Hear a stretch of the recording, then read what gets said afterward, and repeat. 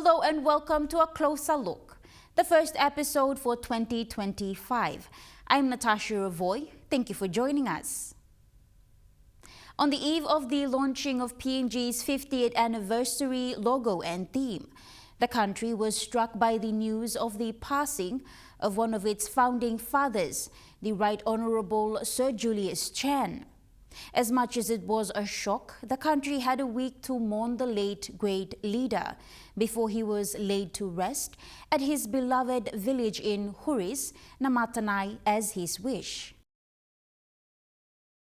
The late Sir Julius died at the age of 85 in Huris in Manmantinut on New Island Province. He was first elected to the House of Assembly in 1968 and 1972 respectively. Sir Julius was known for his contribution to the finance sector in the country, the father of Kina and Toya and the first finance minister to the first Somali government in 1972 pre-independence. Sir Julius was also the second Prime Minister in 1980 after succeeding the late Grand Chief Sir Michael Somare. He lost election in 1977 and went back to Parliament in 2007 as the provincial member for New Island Province. Since then, he was in the office till the time of his death.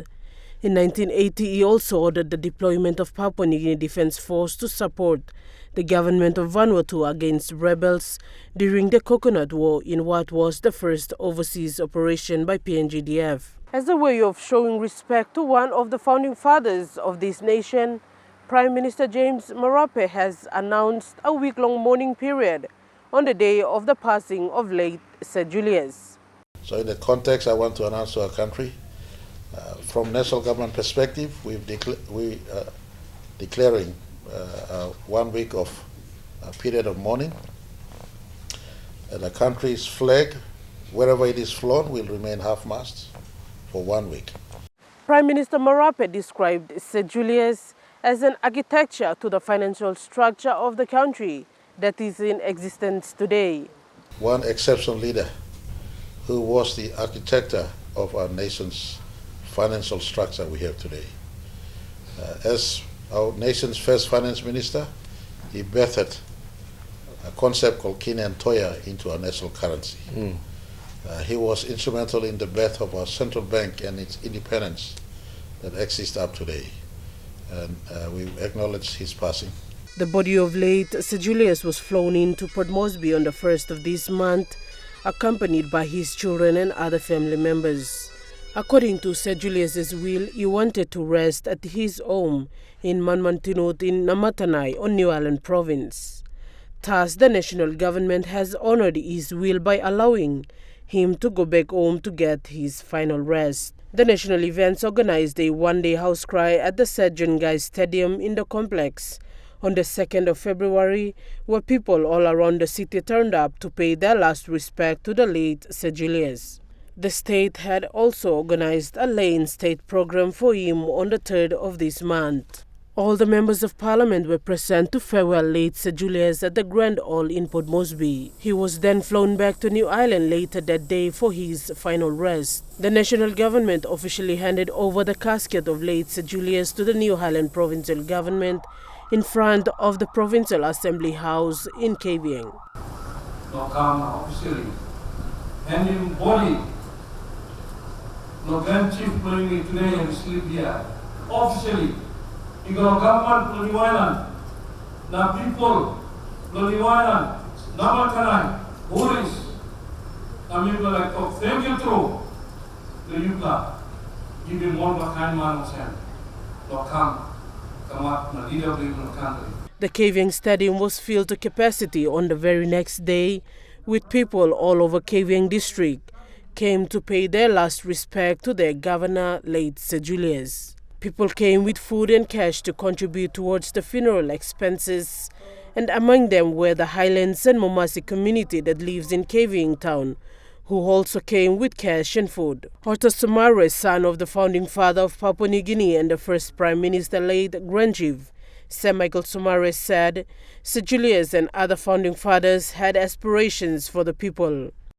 To his aspiration for self-determination, for his aspiration for sovereignty, for its aspiration to have a people that would be progressive and to have a people that could contribute to society.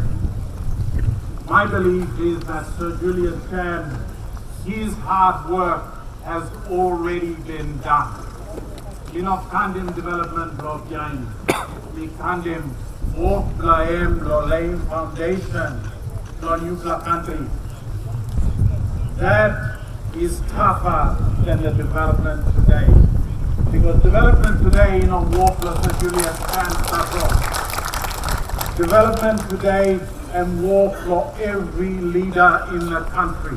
The late Sir Julius was then taken to his village in Manmantinut in Huris on the next day. The people woke up as early as 4 a.m. in the morning and lined up along the Boluminski Highway to farewell their governor.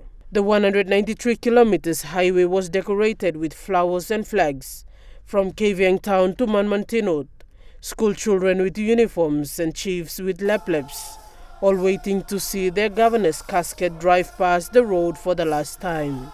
An important event witnessed along the highway was the handing over of the chieftaincy to his son Byron Chen by the people of Konos. 1968, time the late Governor Sir Julius Chen was elected into the parliament. I'm long second house, long display time, passing the New Island, I'm going to sit down with my top long display fees. There's a piece, and me initiate him, work leadership long. Na long leadership long, I'll be making a commitment long, but you die when them chair blue. Now the mission is complete. Only feel fully money something only to talk long. So now, me die, by me play simple leadership now, but me play the mobile go back. One kind of the late Grand Chief Sir Michael Somare, he been game warriors pia blong and go long. Governor Sir Julius Chen, me been go blong and the mobile go back long. Speak people. This is the same thing. So today will be a special event. But play make him, but play simple now to sala. Leadership will be given over. But play the mobile go long Byron Chen, picking it blong. Then from there he will choose to make up his mind. No political wing whether by game or not, stop long on. The casket was then laid at the Namatane Assembly House for the last time later that day. Upon arrival at his residence in Manmantinut, the New Island Provincial Government handed over the body of late Sir Julius to the immediate family. People from all over New Guinea Island region came with food and money to also contribute towards the funeral expenses of late Sir Julius. All the members of parliament from the NGI region were present, including other members of parliament who were there for the final burial ceremony. Among them were also former parliamentarians. Late Sir Julius leaves behind his wife, Lady Stella Chen, his 3 sons, Byron, Mark, and Toya, and his only daughter, Vanessa Jane Pelgan. Vanessa said his father's legacy will still remain, even though he is not physically present with them. My daily call to my father, but I know he lived until they're gone. His passion was you, the people of New Island and Papua New Guinea, to build a better tomorrow for you and your children.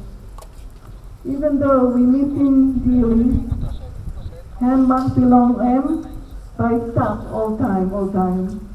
Sir Julius was given gun salutes by the PNG Defence Force after the final mass for the burial.